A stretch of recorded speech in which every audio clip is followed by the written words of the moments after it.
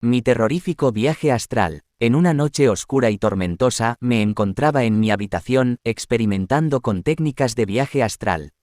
Había leído sobre la capacidad de proyectar mi conciencia fuera de mi cuerpo y explorar otros planos de existencia, y decidí intentarlo por mí mismo.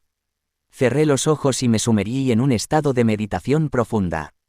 Poco a poco, sentí que mi espíritu se separaba de mi cuerpo físico y comenzaba a flotar en el aire. La sensación era extraña pero emocionante, y me dejé llevar por la experiencia. Mientras flotaba en el éter, me di cuenta de que no estaba solo. Sombras oscuras y figuras distorsionadas comenzaron a aparecer a mi alrededor. Sus ojos brillaban con una luz maligna y su presencia llenaba el aire con una energía aterradora. Era como si hubiera ingresado a un reino oscuro y peligroso. Traté de alejarme de las sombras pero parecían seguirme a donde quiera que fuera. Susurros inquietantes llenaron mi mente y sentí una presión aplastante que amenazaba con ahogarme. Me di cuenta de que no estaba en control de mi viaje astral y que algo más se había apoderado de mí. Las sombras se volvieron más agresivas y comenzaron a atacarme.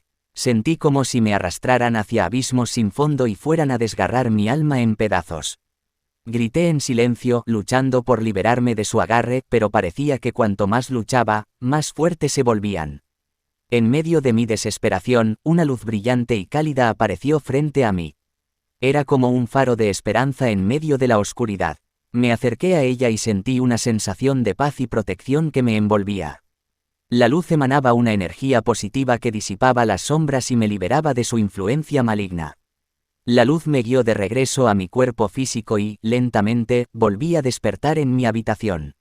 Me encontré temblando y sudando, pero aliviado de haber escapado del terrorífico viaje astral.